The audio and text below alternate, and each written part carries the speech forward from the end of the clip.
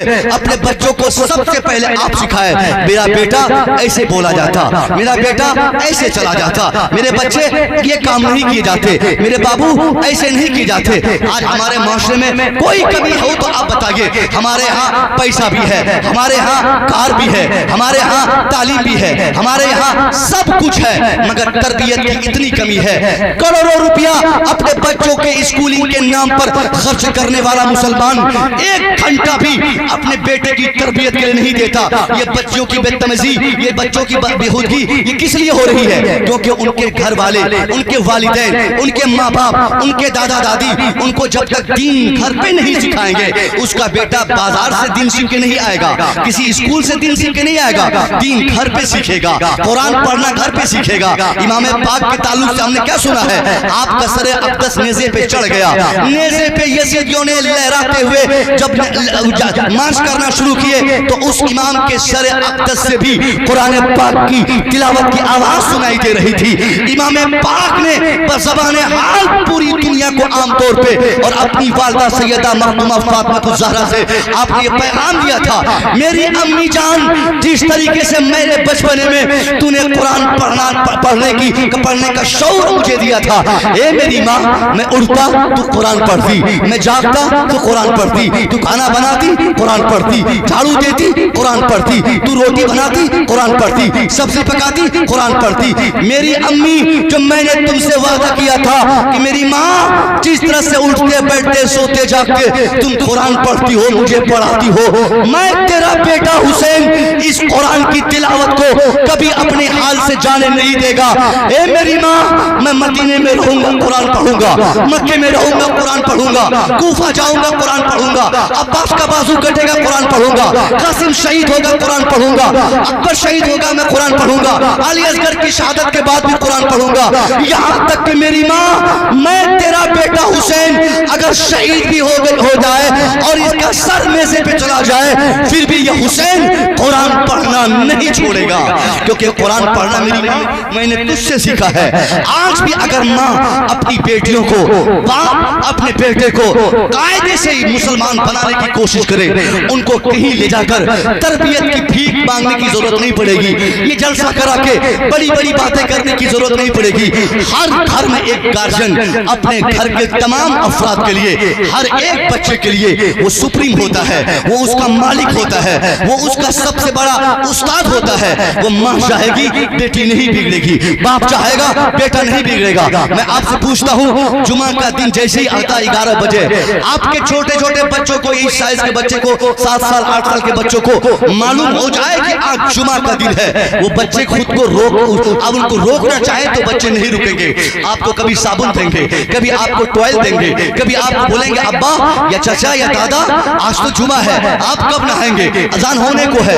आपने अगर उनको सख्ती से मना भी किया, मस्जिद अगर महल्ले की है तो वो बच्चा नहाएगा नहीं नहाएगा उससे कोई मतलब नहीं, टोपी रहे न रहे कोई मतलब नहीं, कपड़ा साफ सुथरा हो न हो कोई मतलब नहीं। अजाने जुमा के बाद आप रोकना भी चाहे तब भी वो मस्जिद में जाकर पिछली सब में वो चीख और चिल्लाहट से अपनी मौजूदगी दर्ज कराएगा, वो मस्जिद पहुंचेगा। क्या मतलब ये है कि हफ्ते में एक दिन चचा नमाज पढ़ता है, एक दिन दादा नमाज पढ़ता है, एक दिन बाप नमाज पढ़ता है, एक दिन घर के बड़े बुजुर्ग नमाज के लिए मस्जिद जाते हैं, तो उस आदत को, नेचरो, किरदार को उनके छोटे छोटे 8 साल 10 साल के बच्चे इस तरीके से कैप्चर करते कि वो रोकना भी चाहे तो उनके बच्चे को वो रोक नहीं पाते, वो बच्चे मस्जिद भाग जाते हैं। और वही बाप दादा चाचा, वही घर के गार्जियन अगर फजर में मस्जिद जाने लगे, ज़ुहर में मस्जिद जाने लगे, असर में मस्जिद जाने लगे, इशा की नमाज पढ़ने लगे, मगरिब का एहतमाम करने लगे, तो उनके बच्चों को भी 5 वक्त के नमाजी नाबालिगी की हालत में भी बनाने से कोई नहीं रोक सकता। ये किरदार बच्चा बचपने में सीखता है, बच्चों को बचपने में बताया जाता है, मगर यहाँ हमारे माशरे में कौन बताएगा? बाप उधर नमाज छोड़ रहा है, माँ उधर मोबाइल देख रही, मोबाइल की इस भीड़ भाड़ की दुनिया में जिसके पास देखिए एंड्रॉइड मोबाइल होगा, घर के अफराद बालिग हो नाबालिग हो कोई मतलब नहीं, पांचों के पास 5 कंपनी, अलग अलग कंपनी का मोबाइल है, सिम है। बाप 12 बजे रात तक, माँ 11 बजे रात तक मोबाइल देख रही, सीरियल पे सीरियल देख रही, गाने पे गाने सुन रही, उसको माँ रोटी बना रही, गाने सुन रही हूँ अम्मा, चिप से मैं गाने भरवा कर कभी अंग्रेजी, कभी भोजपुरी, कभी हिंदी, न जाने किन किन जबानों में, कभी बांग्ला, कभी गुजराती गाने लगाकर अपनी अपनी जरूरतों के हिसाब से जो समझ में आता है वो गाने भरवा कर वो हमारी माँ किचन से लेकर बेडरूम तक, बेडरूम से वॉशरूम तक, वॉशरूम से लेकर छत तक, छत से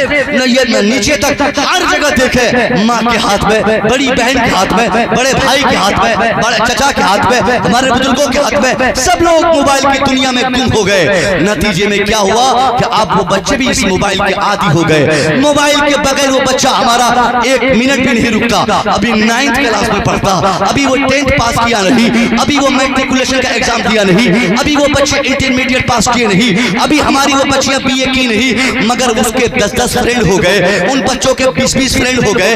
अब वो बच्चे अगर उनके माँ बाप चाहेंगे कि उनकी वो बेटी जिसने मैट्रिक की, इंटर किया, ग्रेजुएशन किया, एमए किया, अब वो बेटी पढ़ लिख कर जब आएंगी तो उस बाप की ख्वाहिश के मुताबिक वो शादी करेंगी? नहीं हो सकता। दादा की मर्जी की शादी होगी? नहीं हो सकता। क्यों? क्योंकि आपने आजादी का एक ऐसा गलत मफहूम समझा, अपने बच्चों को बचपने में समझा दिया, जिसके नतीजे में आपके बच्चों ने उस मोबाइल के इस्तेमाल से, जिसको आपने बचपने में बिला जरूरत अपने छोटे छोटे बच्चों को, जो 8th और 9th में पढ़ने वाले बच्चों को मोबाइल पकड़ाया था, उस मोबाइल ने उसको आजाद कर दिया। ऐसी आजादी उसको मिल गई कि अब वो अपनी मर्जी की शादी करने पर आमादा है। वो नहीं देखेगा बाप की इज्जत जाएगी, वो नहीं समझेगा माँ की इज्जत जाएगी, वो नहीं जानेगा समाज की इज्जत जाएगी, वो नहीं एहसास करेगा लोग हमारे माँ बाप पर थू थू करेंगे। वो तो किसी का भी हाथ पकड़ के आपके सामने लाके बोलेंगे, अब्बा ये मेरा बॉयफ्रेंड, अब्बा ये मेरी गर्लफ्रेंड, अब्बा इससे मैं शादी करूं, अब्बा इससे मेरी शादी होगी। अगर आपने इनकार किया तो उसको तारीख मालूम है, उसको रास्ता मालूम है, उसको तरीका मालूम है, भागना कैसे है, निकाह कहाँ करना है, शादी कैसे करनी है। फिर इस खबासत में, इस बीमारी में हमारा पूरा समाज डूबता चला जाएगा। और आज बहुत हद तक ये खबर सुनने को मिलती है कि लखीमपुर खीरी से 5,000 सालाना, पूरे उत्तर प्रदेश से 50,000 सालाना, पूरे भारत से 10 लाख सालाना हमारी बच्चियां मर्जी की शादी करने पर आमादा है। इसके पीछे सबसे बड़ा रीजन, अगर कोई एक रीजन है तो कोई और दूसरा रीजन नहीं सिवाय आपके। आपने उन बच्चियों को, उन बच्चों को बचपने में तरबियत नहीं दी, उनको इस्लाम नहीं सिखाया, उनको इस्लाम का मतलब नहीं बताया, उनको ईमान नहीं बताया। अगर आपने उन्हें इस्लाम सिखाया होता तो मैं कसम खा के कह सकता हूं, आप उन्हें झोपड़पट्टी में भी रखते तो वो बच्चियां आपकी इज्जत को अपने आंचल में समेट कर उसी झोपड़पट्टी में जिंदा रहती। कभी वो घर के दरवाजे को छलांग लगाने पर मजबूर नहीं होती। आज बच्चियां भाग रही हैं हमारी वजह से, बेटियां बदतमीजी कर रही हैं हमारी वजह से, क्योंकि हमने उन बच्चियों को दीन नहीं सिखाया। ये पूरा माहौल जो गैर इस्लामिक माहौल में तब्दील हो गया, इसकी जिम्मेदारी आपकी और हमारी है। मेरे नबी ने हमें मुतनब्बा करते हुए फरमाया था, कुल्लुकुम राइन व कुल्लुकुम मसऊलुन अन रैया। Everyone from your society is A monitor yourself. तेरे समाज का हर व्यक्ति अपने समाज का मॉनिटर है, अपने समाज का रहबर है, अपने समाज का निगरान है, अपने समाज का जिम्मेदार है। और हर एक जिम्मेदार से उनकी जिम्मेदारी के ताल्लुक से सवाल पूछा जाएगा। बाप से बेटों के बारे में, माँ से उनकी बच्चियों के बारे में, बड़े भाई से छोटे भाई के बारे में पूछेगा। अगर बाप नमाजी है, बेटा शराबी है, तो उस शराबी बेटे के ताल्लुक से अल्लाह उस नमाजी बाप से भी दरियाफ्त फरमाएगा। ये है हालात जो मुझे बताना था। इसकी इस्लाह करना सबसे पहले हमारे लिए जरूरी है। ये हुसैनियत का किरदार है। पूरी करबला आप सुन लें, पूरा वाक़या करबला आपको आमोख्ता रहे कि हजरत हुसैन को कैसे उनकी गर्दन पर तलवार चलाई गई, कैसे अली अकबर को मारा गया, कैसे हजरत अब्बास को शहीद किया गया। इससे कोई फायदा नहीं अगर आपने इमाम हुसैन के किरदार पे अमल नहीं किया। हुसैन का किरदार तो साहब सिर्फ करबला के लिए नहीं, बल्कि पूरी दुनिया के हर इंसान की तामीर और तरक्की के लिए सिर्फ हुसैन का किरदार जरूरी है। सिर्फ हुसैन के किरदार पे अमल करे, पूरे समाज में बेदारी आ जाएगी, हर समाज का फर्द जिंदा और ताबीदा माना जाएगा। ये सारी बातें अगर हम लोग अपने बच्चों को, नौजवानों को बताते हैं तो ये लोग पता नहीं कहां से सीख के आ गए। बदअकीदगी के जंजीर में हमारे बच्चे इस कदर बदअकीदगी का शिकार होकर हमारे समाज में गलत तरीके से इस्लाम کو بتانے لگے، تازیہ کے نام پہ، ڈھول کے نام پہ، شراب پینے کے نام پہ، خرافات کرنے کے نام پہ روکا جائے تو رکتا نہیں۔ وہ بچہ بولتا ہے مولانا صاحب فلانی جگہ تو لوگ تازیہ نکالتے، فلانی جگہ لوگ ڈھول بجاتے، فلانی جگہ لوگ ایسا کرتے ویسا کرتے۔ ہمارے لیے آج کی تاریخ میں سب سے امپورٹنٹ کام کیا ہے کہ ہم یہ نہ دیکھیں کہ کون سی خانقاہ والے کیا کر رہے ہیں۔ ہمارے لیے دیکھنے کے لیے صرف ایک راستہ ہے کہ سرکار اعلیٰ حضرت نے کیا فرمایا ہے۔ ہمارے امام کا نام اعلیٰ حضرت ہے۔ اعلیٰ حضرت نے جن چیزوں کو جن طریقوں سے کرنے کی اجازت دی ہے وہ طریقہ 150 سالوں سے تھا، اور آنے والے زمانے کے لیے بھی ہمارے لیے وہی طریقہ کار پیش راستہ ہے۔ کسی خانقاہ کے پیر کے جبہ و دستار دیکھ کر، کسی خانقاہ کے جبہ و دستار و پگڑی دیکھ کر، اس خانقاہ کے پیر کی چمچماتی کار دیکھ کر ہم اپنے مسلک کے اصول و ضابطے سے سمجھوتا نہیں کر سکتے۔ یہ سب سے بڑا پیغام ہے مسلک اعلیٰ حضرت پہ چل رہا۔ مسلک اعلیٰ حضرت ہمارے لیے ریڑھ کی ہڈی ہے۔ ہمارے ایمان کی جو ریڑھ کی ہڈی ہے وہ آج کے زمانے میں ہماری سنیت کی شناخت سب سے زیادہ اور صرف ایک راستہ وہ مسلک اعلیٰ حضرت کا راستہ۔ ہو سکتا ہے آپ میں سے کوئی رضوی ہو، کوئی اشرفی ہو، کوئی نقشبندی ہو، کوئی چشتی ہو، آپ جس خانقاہ کے ماننے والے ہیں ہم آپ سے نہیں کہیں گے کہ آپ اس خانقاہ کو مت مانیے۔ ہر خانقاہ آپ کے نزدیک جو آپ نے اعتبار کیا سب صحیح ہے، مگر آپ یہ دیکھیں کہ اس خانقاہ کے پیر کا تعلق میرے رضا سے ہے کہ نہیں۔ آپ نقشبندی ہو اور رضا کے ماننے والے نہ ہو تو میرے حساب سے صاحب آپ ایک ایماندار نقشبندی نہیں ہے۔ آپ اشرفی ہیں اور مسلک اعلیٰ حضرت کے چاہنے اور ماننے والے نہیں ہیں تو آپ ایماندار اشرفی نہیں ہے۔ بغیر اعلیٰ حضرت کو چاہے، بغیر اعلیٰ حضرت کو مانے، کوئی بتا دے ہمیں کہ ہم اپنے ایمان کے تحفظ میں کامیاب ہو جائیں گے، ایمان کی حفاظت کے راستے میں آج ہم چل پائیں گے۔ یہ دوسری سب سے بڑی کمی تھی۔ پہلی کمی کردار کی تھی جو کردار سازی کے لیے میں نے بتا دیا۔ دوسری سب سے بڑی کمی بدعقیدگی ہمارے سماج میں بڑھتی جا رہی ہے۔ اچھا خاصا لڑکا 20 سال 25 سال 50 سال کے لڑکے جن کے اندر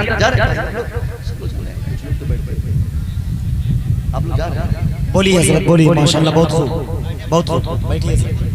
دیکھیے ہمارے جو جن کی ضرورت تھی الحمدللہ وہ تو جائیں گے، مگر آپ جو بیٹھے ہیں اگر آپ اپنی موجودگی درج کرائیں گے، لیکن پہلی بار میں لکھنؤ پور میں آیا، میرے اوپر یہ ذمہ داری بھی تھی اپنے کو خطیب بتانا، یہ نہیں بلکہ یہ ذمہ داری تھی کہ میں دو چار ایسی باتیں آپ تک پہنچاؤں جس سے ایمان اور عقیدے کی پختگی آ جائے۔ ہماری تباہی کا سب سے بڑا بنیادی کارن کیا ہے؟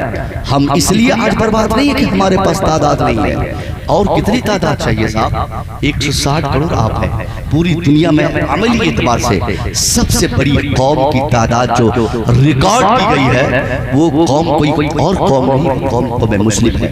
57 ممالک وہ ہیں جہاں پہ ڈائریکٹ نماز پڑھنے والوں کی شرط ہے۔ اب کتنی تعداد چاہیے؟ ہماری بربادی کی وجہ یہ نہیں کہ ہمارے پاس اسلحے نہیں، ہمارے پاس ہتھیار نہیں، ہمارے پاس یہ نہیں، ہمارے پاس وہ نہیں۔ سب سے بڑی وجہ یہ ہے کہ سب کچھ ہمارے پاس ہے مگر ہمارا ایمان کمزور ہے، ہمارا عقیدہ کمزور ہے۔ جس دن ایمان اور عقیدے کی حفاظت ہم کر کے عملی مسلمان بن کے ساری دنیا کے سامنے اپنے کو پیش کر دیں گے، یقین جان لیجئے کہ وہ اس دن سے تباہی نہیں بلکہ اچھے دن کے راستے آپ کے نزدیک۔ سبحان اللہ۔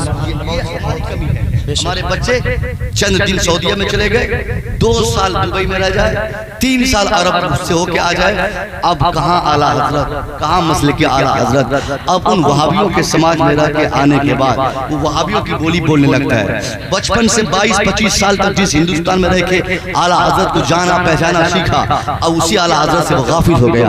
اعلیٰ حضرت سے جو لوگ غافل ہیں میں دعوے سے کہہ سکتا ہوں وہ اپنے ایمان کی سلامتی میں وہ کامیاب نہیں ہو سکتا، کیونکہ آج کی تاریخ میں سٹیک جواب دینے والا، سٹیک راستہ جو ہمیں جنت لے جاتا ہے وہ سلسلے کا راستہ نہیں۔ اعلیٰ حضرت سلسلے کا نام نہیں ہے، اعلیٰ حضرت خانقاہ کا نام نہیں ہے، اعلیٰ حضرت مسلک اعلیٰ حضرت ایک فکر کا نام ہے، ایک کانسیپٹ کا نام ہے، ایک ایسے خیال کا نام ہے جس خیال کے تئیں آپ اپنے ایمان اور عقیدے کی حفاظت کر سکتے ہیں۔ یہ بہت بڑا چیلنج ہمارے ہاں ہے۔ ہمارے ہاں صلح کلیت بہت تیزی سے بڑھ رہی ہے۔ صلح کلیت کیا کہتے ہیں؟ مولوی صاحب چھوڑیے چلیے یہ بھی جائز ہے. او ہر آدمی کرتا ہے, آپ کیوں چلاتے ہیں؟ سب کرتا ہے, آپ کیوں بولتے ہیں؟ میں کہنا چاہوں گا اگر سب لوگ بدفعلی کریں تو کیا بدفعلی کو جائز کہا جا سکتا ہے؟ سب لوگ گناہ گار ہو جائیں کیا گناہ کو جائز کہا جا سکتا ہے؟ سب لوگ خرابی کو ترقی دیں تو کیا اس خرابی کو اچھائی میں تبدیل کی جا سکتی ہے؟ سب لوگ شراب پینا شروع کر دیں تو کیا ہم شراب پینے کو جائز سمجھیں؟ سب لوگ جھوٹ بولنا شروع کر دیں تو کیا ہم جھوٹ کو جائز سمجھیں؟ نہیں سمجھ سکتے. اس لیے اگر کوئی کام بہت دنوں سے بہت زیادہ لوگ کر رہے ہوں تو ان بہت زیادہ لوگوں کے کرنے کی وجہ سے ان چیزوں کو یا ان کاموں کو ہم جائز نہیں کہہ سکتے ہیں. آپ کے لیے, ہمارے لیے اس محرم میں, ابھی لیٹسٹ محرم میں بہت زیادہ تصویریں دیکھنے کو ملی. پتا چلا کہ اس خانقاہ والوں نے جائز قرار دیا. پتا چلا وہ خانقاہ والا, وہ خانقاہ کے پیر صاحب نے کہا کہ یہ جائز ہے, اعلیٰ حضرت کو نہیں ماننا ہے. اعلیٰ حضرت کیا چیز ہے؟ 150 سال کی اعلیٰ حضرت ہے, ہماری خانقاہ تو 500 سال کی ہے, ہماری خانقاہ تو 1000 سال کی ہے. میں کہنا چاہوں گا ایسے غدار زمانہ سے میں مانتا ہوں آپ کی خانقاہ 500 سال سے ہے. میں مانتا ہوں اس ہندوستان میں کچھ خانقاہ ایسی ہے جن کی تاریخ 700 سال کی تاریخ, زندہ تاریخ ہے, جہاں کی خاک بھی ہمارے لیے کسی تبرک سے کم نہیں ہے. یہ سارے حقائق ہمارے سامنے قابل عمل, قابل تعمیل ہے.